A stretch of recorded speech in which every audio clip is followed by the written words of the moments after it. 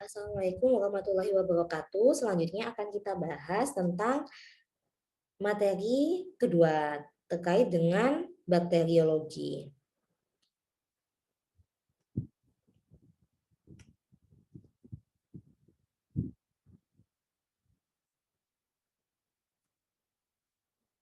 Nah, sebelum kita bahas lebih jauh lagi tentang bakteriologi, kita harus tahu dulu tentang pengertian dari bakteriologi itu apa, ya. Nah, jadi bakteriologi itu adalah ilmu yang mempelajari tentang bakteri, ya. Nah, sebelum kita bahas tentang bakteri, kita bahas dulu tentang makhluk hidup berdasarkan ada tidaknya membran inti sel. Berdasarkan ada tidaknya membran inti sel, maka makhluk hidup itu terbagi menjadi dua kelompok. Yang pertama itu ada prokaryotik, yang kedua ada eukaryotik. Nah, prokaryotik itu merupakan makhluk hidup yang memiliki sel prokaryot yang sifatnya itu primitif dan tidak jelas batas-batasnya.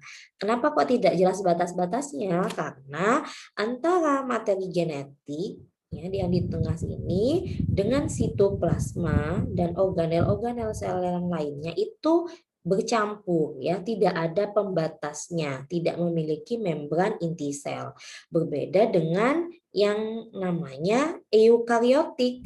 Pada eukaryotik, inti selnya itu terpisah dengan sitoplasma dan organel-organel sel yang lainnya. Karena inti sel itu diseliputi oleh membran inti sel. Jadi inti sel ada di tengah, di dalam, tidak bercampur dengan sitoplasma dan organel-organel sel yang lainnya. Contoh makhluk hidup prokaryotik itu apa? Contohnya itu adalah bakteri, entah itu Eubacteria atau Archaebacteria. Sedangkan contoh dari makhluk hidup eukariot itu adalah makhluk hidup dari kingdom Protista, fungi, plante, dan animalia. Nah, ini adalah perbedaan-perbedaan antara prokariot dan eukariot. Dari inti selnya, prokariot itu dia tidak punya inti sel. Karena apa? Karena yang dia punya itu hanyalah materi genetik saja, ya. Nah, dikatakan inti sel ketika di dalamnya itu ada materi genetik, ada cairan inti sel, kemudian ada membran inti sel. Ya, sedangkan prokariot hanya tersusun atas materi genetik saja. Sedangkan eukariot inti sel itu dia ada inti sel sejati dan dia terbungkus oleh membran inti sel. Kemudian untuk organel sel, prokariot itu hanya memiliki sedikit organel saja. Ya, biasanya yang dia punya hanyalah ribosom. Ya, kemudian untuk eukariot dia itu punya di situ ada punya banyak organel sel, mulai dari mitokondria, ribosom, lisosom, retikulum endoplasma, dan sebagainya. Kemudian DNA-nya pada prokariot itu telanjang karena dia tidak punya membran inti sel. Berbeda dengan eukariot, DNA-nya itu terikat pada protein, membentuk histon, kemudian membentuk nukleosom, di dalamnya itu diseliputi oleh membran inti sel. Kemudian untuk prokariot, ukuran selnya itu cenderung kecil ya, hanya beberapa mikrometer. Sedangkan eukariot itu ukurannya lebih besar, bisa 10 sampai 50 kali dari ukuran prokariot. Kemudian untuk mikrotubulus, mikrofilamen, dan filamen intermediate, ini merupakan organel-organel yang ada di dalam sel. Nah, pada prokariot itu tidak punya, sedangkan eukariot itu punya banyak ya. Kemudian model pembelahan selnya, kalau prokariot itu selnya hanya membelah dari satu menjadi dua ya. Kalau pada eukariot pembelahan selnya itu terbagi menjadi proses pembelahan mitosis dan proses pembelahan meiosis ya. Untuk proses pembelahan mitosis itu adalah proses pembelahan dari satu menjadi dua, biasanya terjadi pada sel-sel tubuh. Ya, ketika sel bertumbuh, ketika sel rusak digantikan sel baru, maka proses pembelahan mitosis ini bekerja. Ya, jadi ketika dari bayi menjadi anak-anak, menjadi remaja, otomatis kan tingginya, ukuran tinggi badan seseorang itu akan bertambah menjadi lebih panjang, lebih tinggi. Nah, pertambahan atau pertumbuhan ini terjadi karena adanya pertambahan jumlah sel dan ukuran serta volume sel. Nah, yang membantu ya yang terjadi pada proses pertumbuhan ini adalah proses pembelahan mitosis ini. Maka sel yang awalnya misalnya hanya 1000 akan membelah menjadi 2000, menjadi selanjutnya 8000 dan seterusnya ya. Sedangkan proses pembelahan meiosis itu adalah proses pembelahan yang terjadi pada sel gamet tubuh ya, sel gamet ya, sel gamet pada makhluk hidup.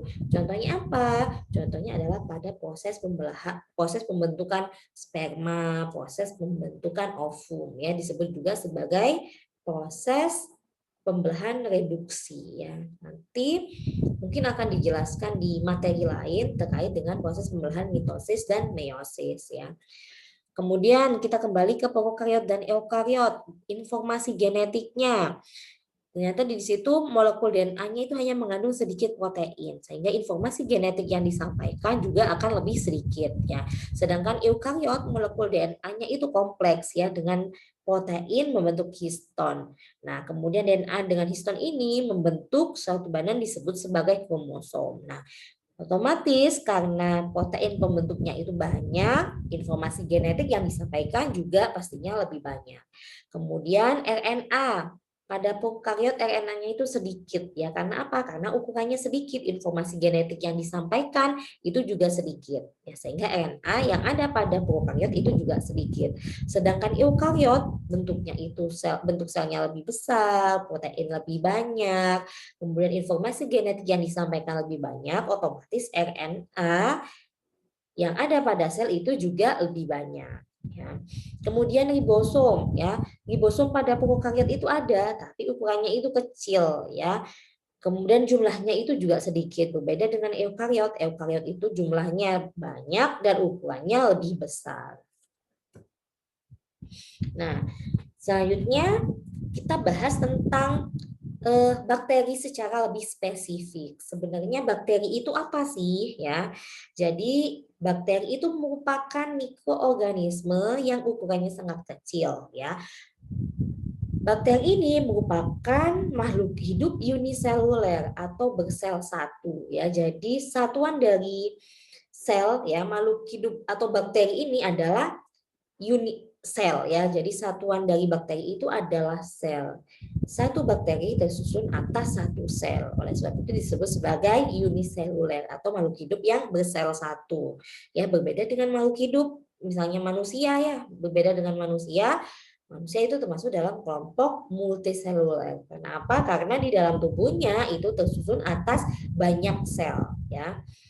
Ada sel kulit ya, kemudian ada sel tulang, ada sel darah, ada sel saraf, sel sperma, ada sel ovum. Kalau pada perempuan ya, karena tersusun atas banyak sel maka disebut multiseluler. Sedangkan bakteri tubuhnya hanya tersusun atas satu sel saja, sehingga disebut sebagai uniseluler. Kemudian bakteri itu hanya dapat dilihat dengan mikroskop ya, karena apa? Karena bentuknya kecil dan tidak tampak mata ya. Kemudian penampakannya itu seringkali terlihat karena aktivitasnya. Sudah saya sebutkan tadi, sudah saya jelaskan kalau ternyata kita itu mungkin tidak sadar atau bahkan lupa ya kalau di sekitar kita itu banyak mengandung bakteri ya. Tetapi bakteri ini akan kita tahu, kita ingat keberadaannya ketika ada aktivitasnya. Misalnya apa? Infeksi pada luka, kemudian ada makanan yang membusuk, barulah di situ kita tahu, oh di situ ada bakterinya, ya. Nah, kenapa sih kok kita harus mempelajari bakteri? Kira-kira kenapa? Ya. Inilah alasan mengapa kita kok perlu mempelajari bakteri. Supaya apa? Supaya kita itu tahu kalau ada bakteri yang menguntungkan, juga ada bakteri yang merugikan. Terkait dengan bakteri yang merugikan itu contohnya adalah apa? Contohnya adalah bakteri patogen yang bisa menyebabkan penyakit, entah itu penyakit pada manusia, hewan, ataupun tanaman. Sedangkan selain bakteri yang merugikan, juga ada bakteri yang menguntungkan. Contohnya apa? Contohnya adalah bakteri yang bisa kalian manfaatkan. untuk menghasilkan atau membantu proses fermentasi makanan, minuman, menghasilkan antibiotik, menghasilkan vitamin, steroid, insulin dan sebagainya ya. Kemudian sehingga kesimpulan akhir tujuan kita kenapa kok perlu mempelajari terkait dengan bakteri adalah dua ini ya, untuk memanfaatkan bakteri sebesar-besarnya, untuk bakteri yang menguntungkan dan untuk mengontrol ya sebaik-baiknya bakteri yang sifatnya patogen atau merugikan ya. Ini adalah tujuan akhir, alasan kita kenapa kita harus mempelajari tentang bakteri. Nah, sekarang kita bahas lagi ya terkait dengan ukuran sel bakteri. Untuk melihat bakteri, kita membutuhkan alat bantu namanya mikroskop. Dengan bantuan mikroskop cahaya saja ya, itu kita sudah bisa mampu melihat bakteri. Nah, ukuran bakteri terkecil itu adalah 0,2 mikron ya. Jadi satuan ukuran bakteri itu adalah mikron. Dapat ditemukan pada Chlamydia dan Dialister pneumosintes. Sedangkan bakteri terbesar ukurannya adalah 250 mikron ya. Contohnya apa? Spirochetes, Spirillum volutanas ya. Ini adalah diameternya bakteri sekitar antara 1 sampai 10 mikrometer. Nah, sekarang kita akan bahas mengenai struktur dan morfologi dari bakteri. Nah, bentuk bakteri itu 3 bentuk utamanya itu ada 3 ya, kokus, basil, dan spiral. Kokus itu adalah kelompok yang bakterinya bulat-bulat. Ya, kalau basil bakterinya batang, kalau spiral bentuknya spiral seperti ini. Ya. Nah, untuk yang spiral itu ada 3 bentukan lagi ya. Ada yang setengah spiral itu disebut sebagai vibrio. Kalau bentuknya spiral tebal, gendut-gendut itu disebut sebagai spirillum. Kalau ada spiralnya bentuknya tipis itu disebut sebagai spiroset. Ya. Kemudian kita bahas dulu yang kokus ya. Kokus atau yang bulat.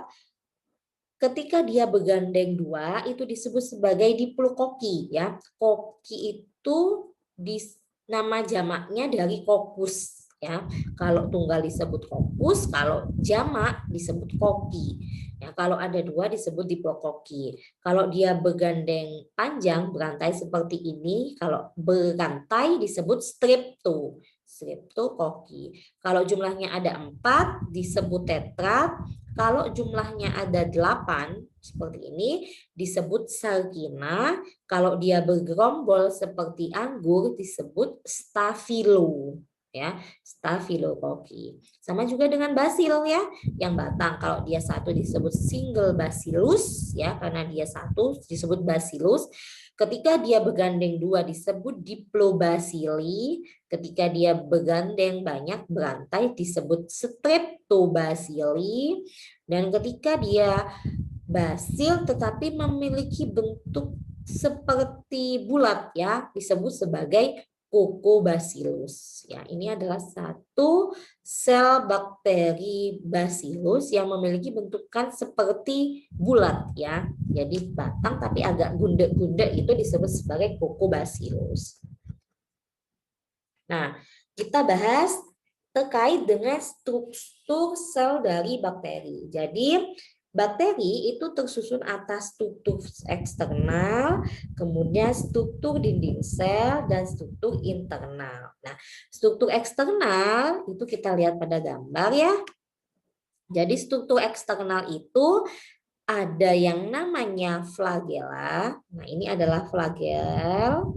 Kemudian ada villi. Villi itu yang rambut-rambut pendek. Ini adalah villi. Kemudian ada kapsul, lapisan kapsul atau lapisan lendir ya, yang warna kuning. Nah, ini adalah struktur eksternal dari bakteri.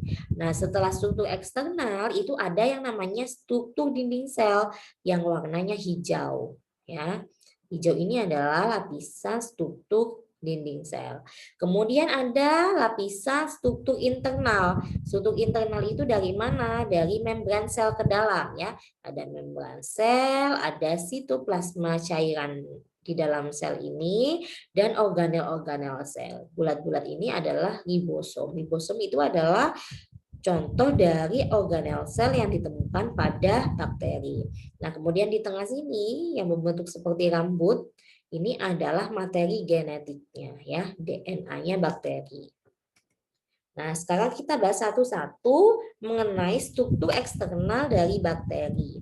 Pertama kita bahas dulu tentang villi. Villi nama lainnya itu adalah fimbre.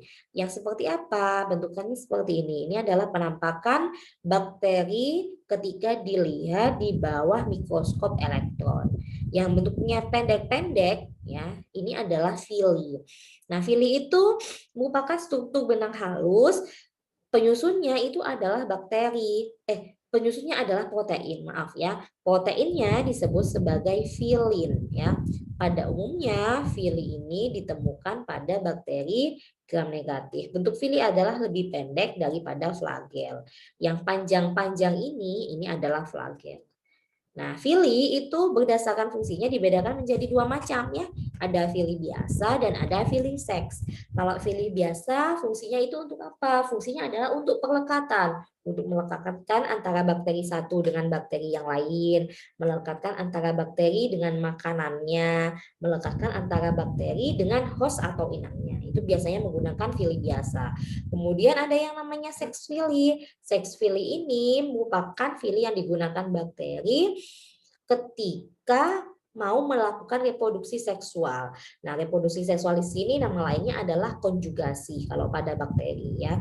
Konjugasi itu biasanya terjadi ketika satu bakteri ingin mentransferkan materi genetiknya ke bakteri yang lain. Nah, dengan bantuan seks villi itu tadi. Seks villi itu nanti akan memanjang membentuk semacam terowongan ya. Kalau ini misalnya bakteri 1, ini bakteri 2, maka villinya itu akan mendekat membentuk terowongan. Materi genetik dari ini akan ditransferkan ke bakteri yang kedua ini, ya melalui terowongan yang disebut sebagai seks villi ini tadi. Nah, setelah villi kita bahas mengenai flagel ya. Yang panjang ini seperti cambuk ini adalah flagel. Nah, flagel fungsinya adalah untuk pergerakan, untuk mobilitas. Kalau villi itu fungsinya tadi pelekatan ya. Kalau flagel untuk pergerakan. Nah, penyusunnya sama adalah protein, tapi proteinnya disebut sebagai protein flagelin. Nah, flagel ini itu panjang sekali ya. Jadi sekitar 12 sampai 30 nanometer ukurannya. Nah, berdasarkan jenis flagelnya maka dibedakan menjadi 4 macam ya. Ada monotrik, lopotrik, amfitrik dan peritrik. Kalau dia jumlahnya 1 disebut sebagai monotrik. Kalau dia jumlahnya banyak dan ada di satu sisi disebut lopotrik. Kalau jumlahnya ada di dua sisi, entah itu jumlahnya masing-masing 1 atau masing-masing 3 atau masing-masing 5, kalau ada di dua sisi disebut sebagai amfitrik ya. Kemudian kalau menyebar di seluruh permukaan tubuh disebut sebagai peritrik. Nah, selanjutnya di mana sih keberadaan flagel ya? Jadi flagel itu hanya ditemukan pada bakteri yang memiliki bentuk batang dan spiral saja. Sedangkan yang bentuk bulat itu jarang sekali ya, hampir jarang sekali. Nah, kecepatan berputarnya sekitar 3.000 putaran per menit dan ukurannya bisa beberapa kali dari ukuran sel bakteri ya. Jadi kalau misalnya ukuran bakterinya misalnya 2 mikron, maka ukuran misalnya 15 mikron ukuran bakterinya, maka ukuran dari flagelnya itu bisa saja 60 mikron. Jadi beberapa kali ukuran bakteri itu sendiri. Nah, ini adalah bagian-bagian dari flagela bakteri ya. Jadi flagel bakteri itu terbagi menjadi 3 bagian. Yang pertama itu ada yang namanya basal body atau bagian dasarnya. Basal body ini yang menempel ke dalam tubuh bakteri. Nah, kemudian ada bagian hook ya, seperti kait. Nah, ini adalah yang berfungsi untuk berputar, ya, dia akan berputar. Kemudian ada filamen, ya, filamen ini adalah benang panjangnya. Nah, ini juga yang membantu perputaran. Jadi hook ini nanti yang akan berputar. Nah, yang bergerak adalah filamen ini, ya, sehingga proses pergerakan bakteri itu bisa terjadi. Nah, ini adalah contoh dari flagel bakteri. Yang A ini adalah Bacillus cereus, ya. Ini contoh dari flagel peritrichus, ya, karena ditemukan di semua bagian. Ya, kemudian pada Vibrio cholera ini adalah contoh dari flagel monotrichus, ya, monotrik. Kemudian untuk Bacillus brevis ini adalah flagel luputrik, ya, di satu sisi tetapi banyak. Nah, berdasarkan pelekatannya, ternyata fili dan flagel itu melekatnya itu juga berbeda, ya. Kalau flagel itu melekatnya itu lebih ke dalam, ya. Dia melekatnya itu dari membran sel yang warna kuning.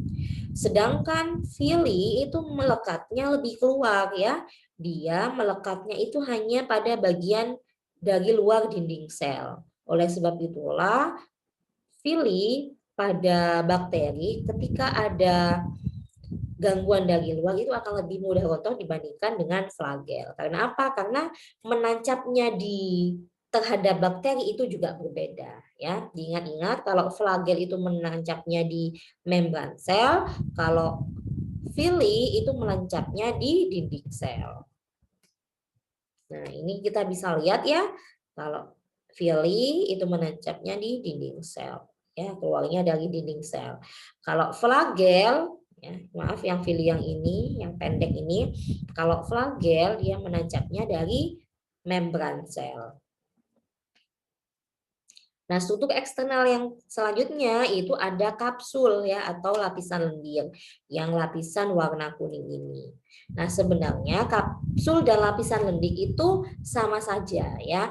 Bedanya hanya dari konsistensinya. Kalau dia kaku disebut sebagai kapsul, ya, seperti ini. Yang B.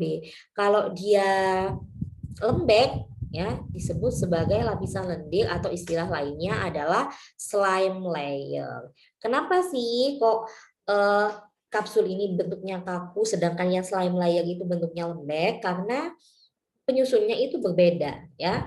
Kalau kapsul, ya, itu tersusunnya atas glikogen dan protein. Oleh sebab itulah dia bentuknya itu lebih kaku. Sedangkan yang lapisan lendir atau slime layer itu tersusun atas polisakarida dan air. Sehingga dia mudah larut dalam air dan bentuknya seperti ini, ya. Nah, fungsinya sih, fungsinya untuk apa? Kapsul dan lapisan lendir itu, jadi fungsinya itu sama. Fungsinya untuk pelekatan bakteri pada permukaan, ya. Ketika ada permukaan menempel, maka kapsul dan lapisan lendir itu digunakan bakteri untuk menempel. Kemudian yang kedua, mencegah kekeringan. Karena apa? Karena di dalamnya itu mengandung air, ya, sehingga untuk menjaga kelembaban kondisi tubuh dari bakteri, ya. Kemudian untuk reservoir makanan, jadi ketika ada makanan di dekatnya, maka makanan itu nantinya akan menempel di lapisan lendir atau kapsulnya ini, ya, akan melekat di sini sehingga mudah untuk makanan itu masuk ditelan ke dalam sel tubuh bakteri. Kemudian mencegah penempelan dan lisis sel oleh bakteriofag. Jadi ketika bakteri itu masuk ke dalam tubuh manusia, maka lapisan lendir dan kapsul ini membantu merekatkan sel darah putih, ya, menangkap sel darah putih. Nah, sel darah putihnya itu tertangkap di sini sehingga mencegah adanya proses fagositosis atau lisis sel oleh bakteriofag atau sel darah putih kita. Jadi sel darah putihnya ditangkap dulu di sini. Kalau sel darah putihnya sudah ditangkap di sini, kan otomatis sel darah putihnya nggak bisa berputih. Nah, itu adalah fungsi dari slime layer dan kapsul, ya.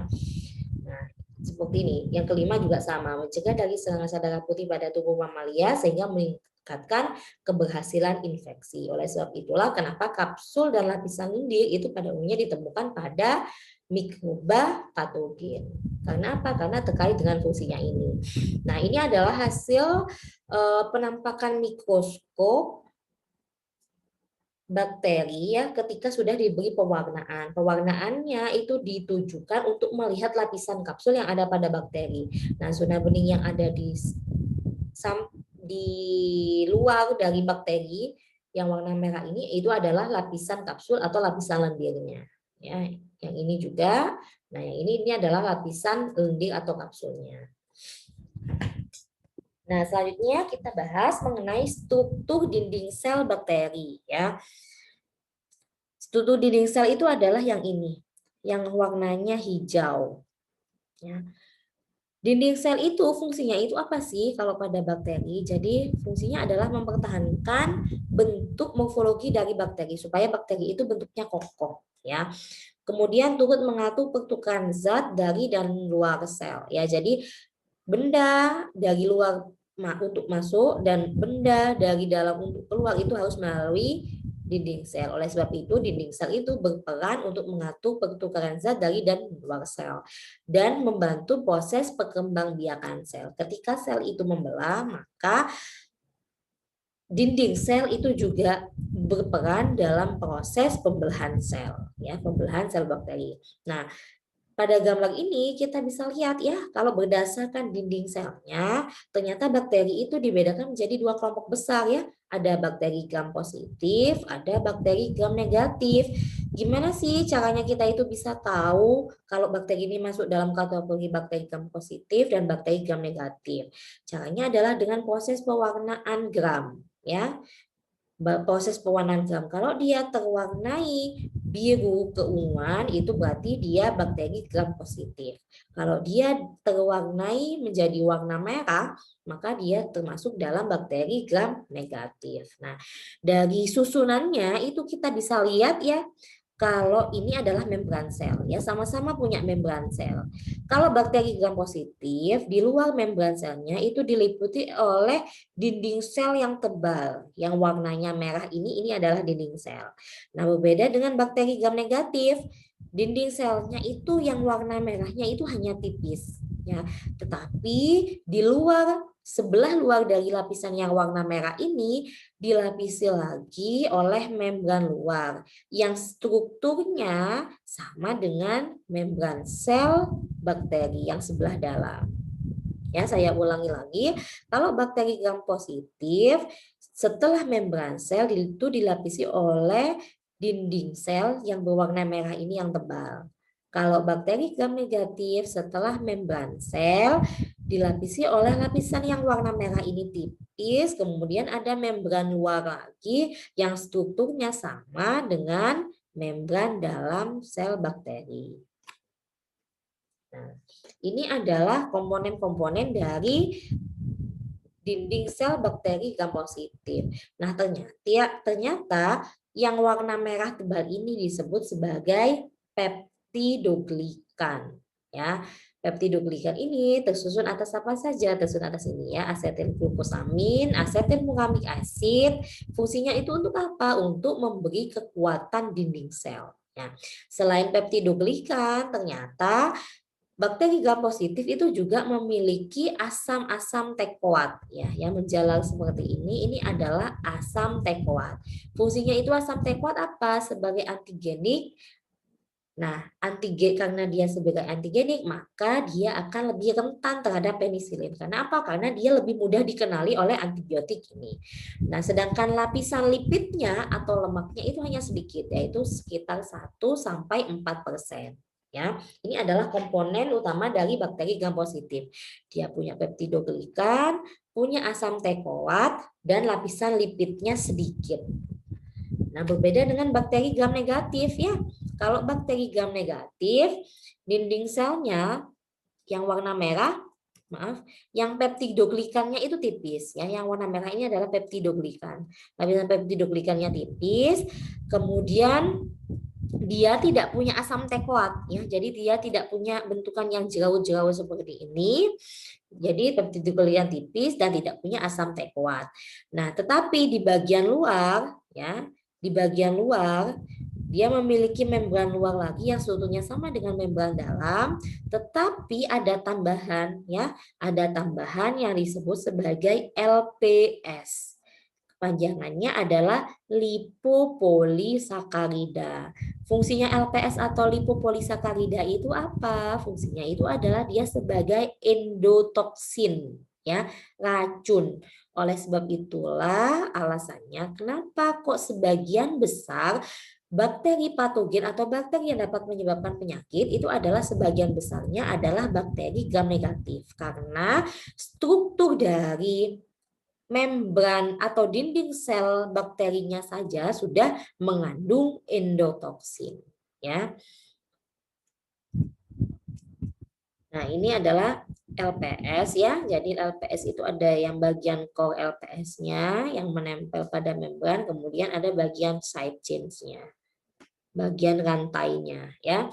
Untuk bagian kepalanya ini tersusun atas lipid, sedangkan bagian ekornya tersusun atas polisakarida.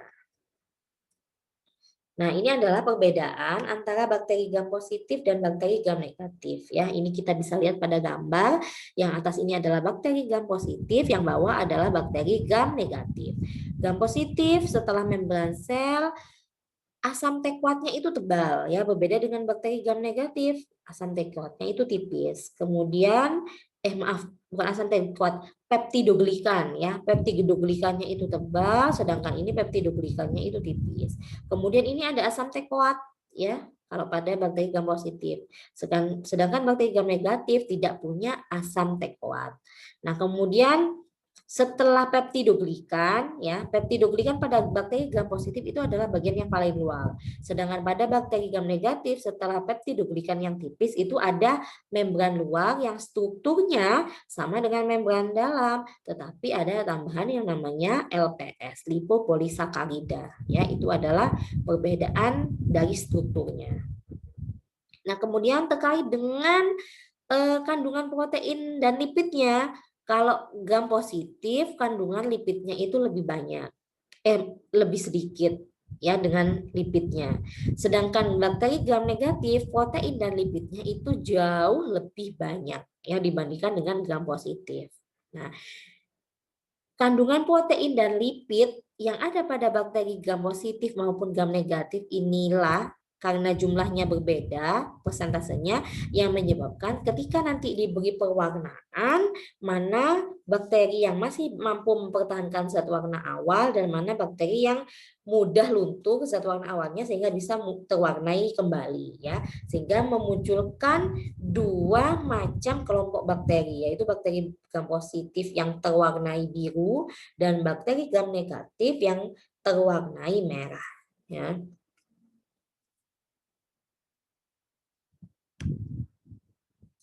Nah, ini adalah strukturnya ya, bisa kita lihat ya, sudah jelaskan tadi. Yang kuning di bawah ini adalah membran selnya.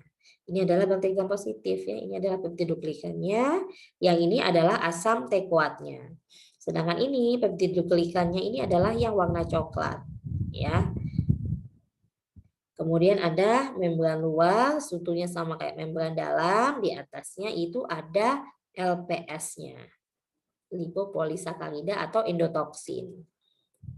Nah, sekarang kita ke struktur internal sel bakteri ya. Nah, setelah dinding sel, di dalamnya itu ada yang namanya itu membran sitoplasma atau membran sel yang warnanya abu-abu ini ya.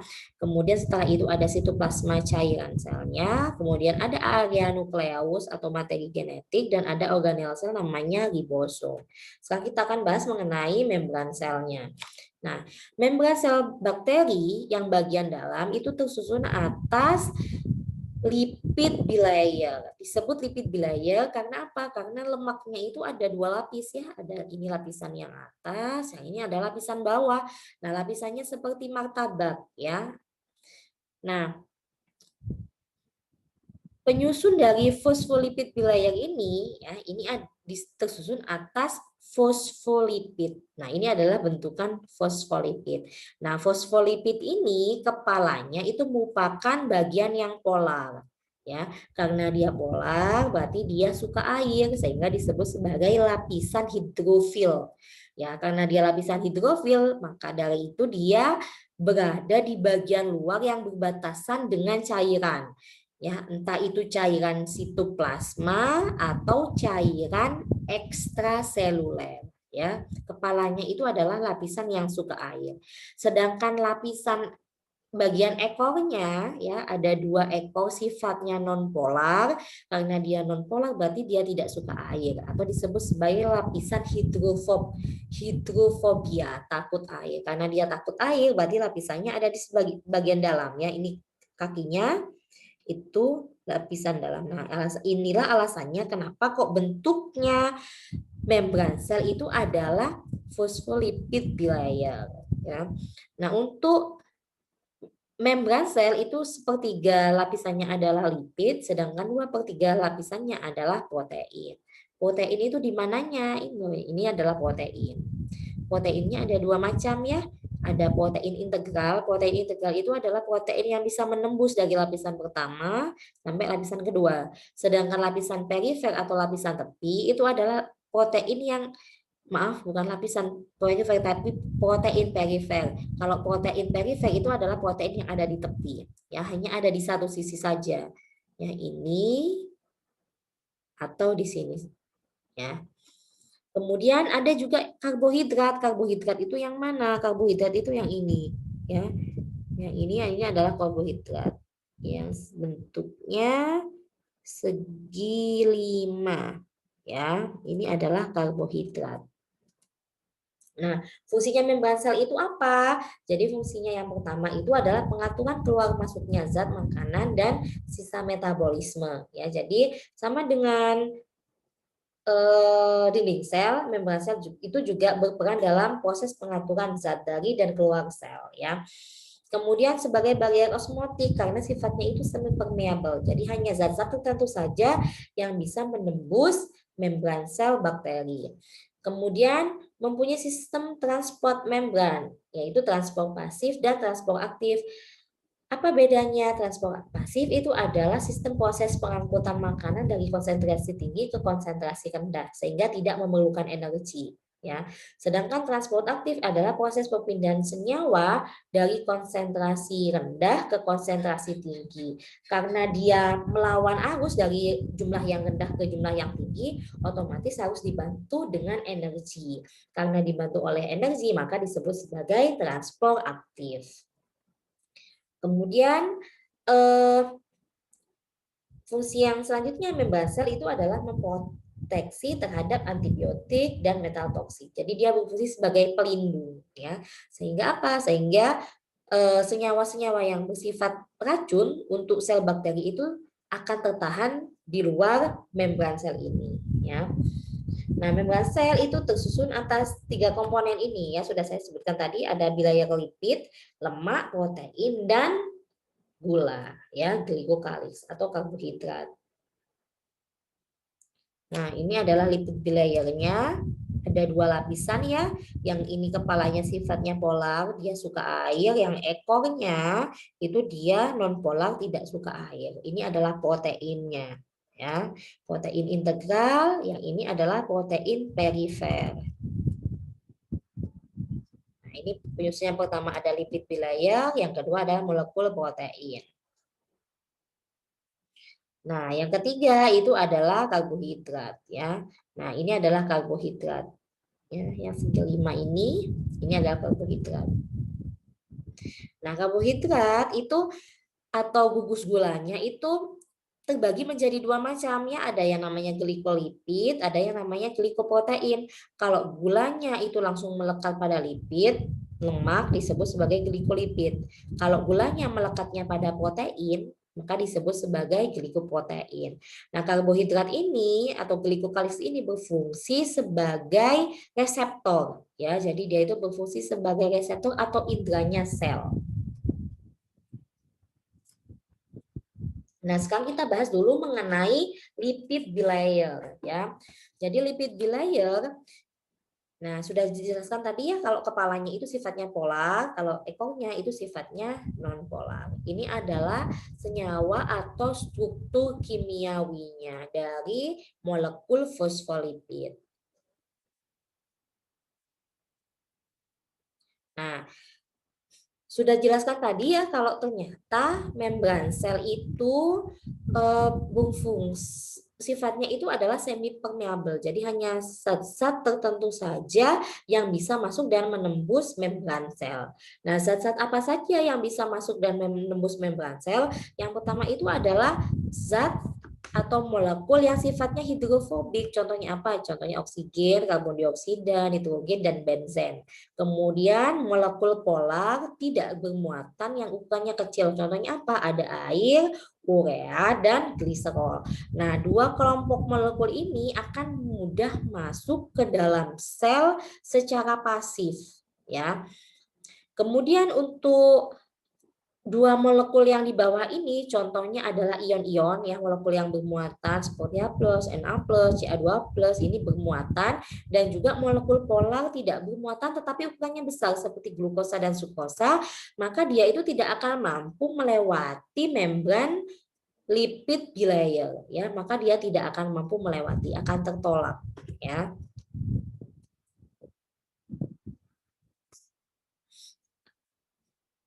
Nah, selanjutnya kita bahas masalah protein penyusun dari membran sel bakteri. Sudah dijelaskan tadi ya kalau ada yang integral, protein integral, dan ada protein perifer.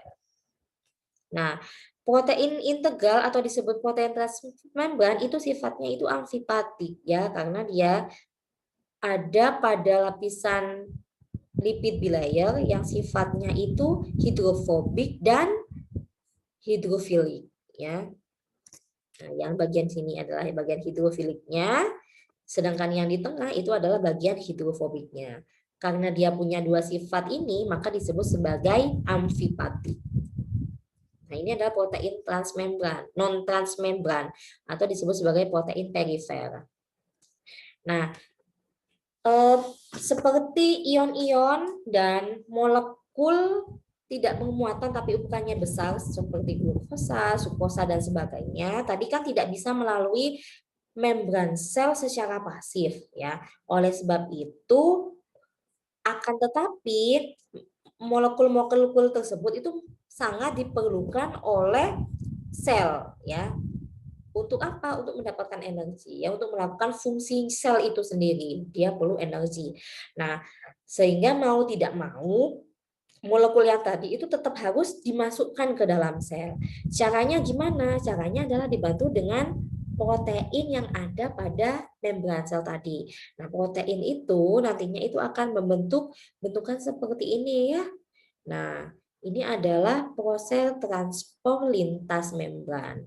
Nah, ketika molekulnya itu tadi bergeraknya dari konsentrasi tinggi ke konsentrasi rendah, maka dia itu akan bergerak disebut sebagai simple difusi, ya. Nah, tetapi kalau dia molekulnya berupa ion atau ukurannya besar, maka dia harus dibantu dengan yang namanya protein.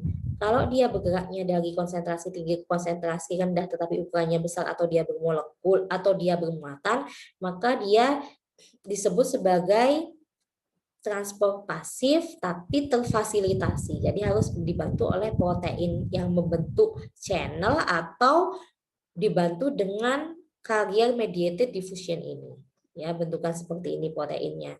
Nah, tapi ketika molekulnya itu sudah dia ukurannya besar atau dia bermuatan tetap dan dia masih bergeraknya dari konsentrasi rendah ke konsentrasi yang lebih tinggi. Jadi berkebalikan, maka selain dibantu dengan protein, dia juga harus dibantu dengan energi. Nah, inilah tadi yang saya sebut sebagai transport aktif. Ya. Ini ingat konsepnya, jadi yang bisa masuk langsung itu yang mana, yang masih tertolak sehingga perlu bantuan protein dan juga energi itu yang mana. Oke. Nah, ini adalah contoh protein channel ya. Jadi dia membentuk sistem gate gitu ya, seperti pintu gerbang. Kalau ada molekul maka dia akan terbuka. Kalau molekulnya sudah lewat maka dia akan tertutup. atau dengan menggunakan protein karier ya. Kalau ada molekul yang mau masuk dia akan membuka yang atas. Kalau sudah lewat maka yang bagian ini yang akan membuka. Nah, terkait dengan transport membran, maka itu ada dibedakan lagi menjadi uniport ya. Ketika di uniport disebut uniport ketika yang dibawa itu hanya satu molekul ya. Kemudian ketika ada dua molekul disebut sebagai couple transport. Kalau molekulnya itu arahnya sama disebut symport, kalau arahnya berbeda berlawanan satunya masuk satunya keluar itu disebut sebagai antiport.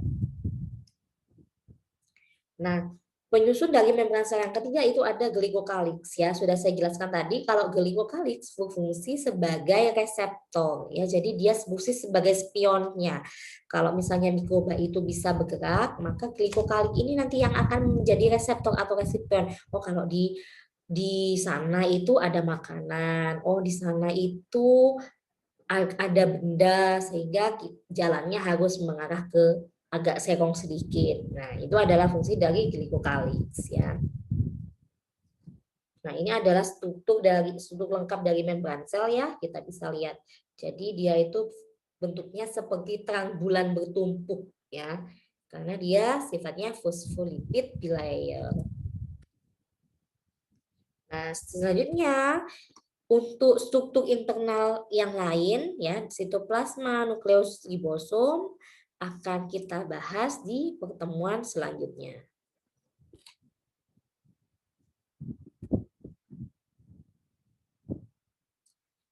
Ya, demikian untuk pertemuan kuliah pertama pada kali ini. Saya akhiri ya. Wassalamualaikum warahmatullahi wabarakatuh.